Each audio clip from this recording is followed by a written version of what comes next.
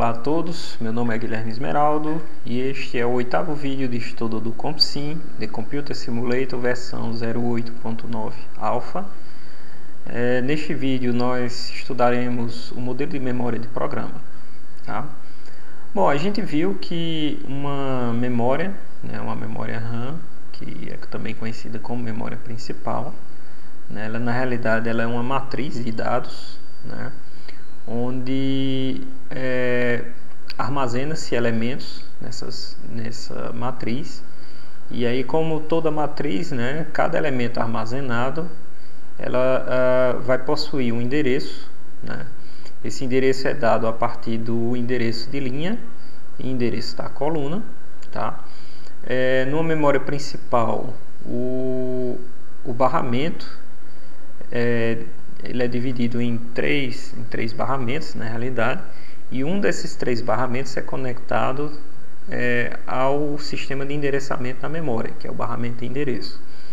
Então, ao chegar ao endereço de memória, esse endereço ele é dividido em 2 partes, o endereço de linha e o endereço de coluna. Então, os bits que chegam na memória principal, eles são divididos em 2 conjuntos. No primeiro conjunto de bits, que vão ser aplicados a um mecanismo chamado decodificador de linha. Então, a partir dos bits que chegam, esse decodificador de linha ele vai configurar essa matriz, selecionando a linha que foi informada a partir desses bits de entrada no barramento de endereço, e posteriormente, com o restante desses bits de endereçamento, o decodificador de coluna vai marcar a coluna referente aos bits que chegaram no barramento de endereço que faz o endereçamento da coluna. Uma vez que eu tenho selecionado a linha e a coluna, eu tenho a célula onde o dado que está armazenado na memória vai ser acessado. Esse acesso pode ser descrito como de leitura, ou seja, eu posso querer gravar uma informação, como posso também tentar ler uma informação nessa célula. No exemplo aqui, os bits que chegaram endereçaram a segunda linha, e endereçaram a primeira coluna. Então, considerando uma memória onde eu tenho N linhas, L linhas aqui no caso, e cada linha tem 8 colunas, então selecionar a segunda linha e selecionar a primeira coluna é o mesmo que selecionar o 8º endereço da memória. A gente pode imaginar esse endereçamento como sendo linear, ou seja, na primeira linha, por exemplo, eu tenho os endereços 0, 1, 2, 3, 4, 5, 6, 7, e na linha seguinte eu posso considerar que esse endereçamento ele continua numericamente, vamos dizer assim, a partir do último endereço da linha superior. Então, se na primeira linha eu tenho de 0 a 7, na segunda linha eu continuo na sequência de contagem: 8, 9, 10, 11, 12, 13, 14, 15 e assim por diante. Então, a gente pode abstrair para o nosso estudo aqui a memória como uma estrutura de dados linear.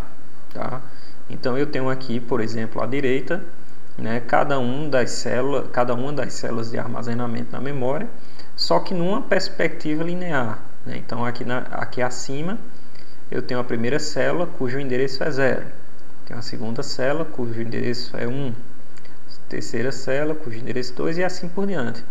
E aí a célula que foi selecionada, vamos dizer assim, nesse cenário da memória física, que é uma matriz de dados, ela estaria nessa matriz linear aqui, marcada em vermelho, também, no endereço 8. Essa abstração ela é importante para o nosso estudo, porque vai simplificar um pouco do entendimento dos próximos conceitos. Lembrando que nessa memória aqui, eu tenho L linhas, onde cada linha vai conter 8 colunas, e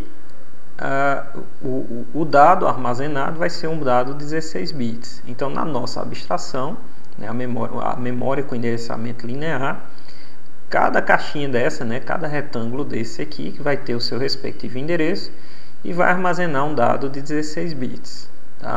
Então, essa é a abstração que a gente vai utilizar a partir de então no nosso estudo do CompSim, né, e de acesso à memória, de interação com o processador e assim por diante. Porém, essa abstração ela traz um pequeno detalhe, né? Se a gente for considerar que a memória principal ela armazena 16 bits, ou seja, dados numéricos, né? E a gente sabe que no ciclo de instrução do processador, o processador vai buscar tanto instruções quanto operandos na memória. Então fica um pouco complicado, né, diferenciar, por exemplo, o que está armazenado em cada uma dessas posições de memória. Eu não sei, eu posso não compreender, por exemplo, como todas essas células armazenam conjuntos de bits. Fica difícil a priori compreender o que é uma instrução e o que é um dado, né? Então, para isso, né, a memória de um programa ela passa por um processo conhecido como segmentação, né? Ou seja, a região de memória referente a um programa em execução, né? Vamos supor que eu tenho aqui um programa que está em execução, ou seja, ele foi copiado para a memória principal, né? E aí eu preciso segmentar essa memória em pedaços menores, que são conhecidos como segmentos, e cada segmento ele vai ter uma utilidade, né?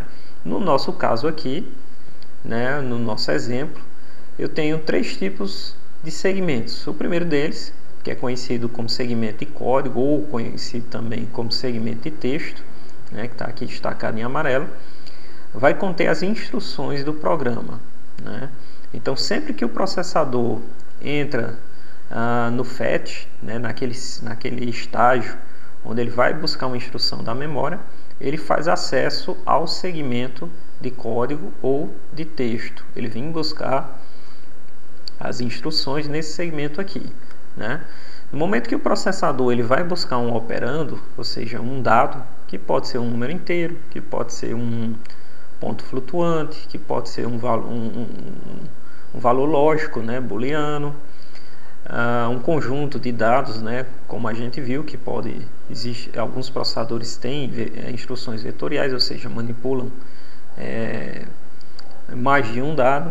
Então todos os operandos eles vão ser buscados no segmento de dados, tá? O segmento de dados ele é responsável por armazenar os dados do programa, ou em outras palavras, as variáveis e as estruturas de dados. E por fim a gente tem aí um segmento chamado segmento de pilha, né, que tem 2 utilidades básicas, né? A primeira delas ela atua como uma estrutura de dados pilha, que pode ser utilizada pelo programa para armazenar dados temporários e também para o gerenciamento do fluxo de execução de funções, tá? Para o segmento de pilha, não é importante a gente, nesse momento, detalhar muito a sua utilidade, né? Mas na sequência dos vídeos de estudo do CompSim, a gente vai ter os momentos onde o segmento de pilha vai ser estudado com mais detalhes e a gente vai perceber que é realmente muito importante que esse segmento exista, tá? Bom, é isso, pessoal. Até o próximo vídeo.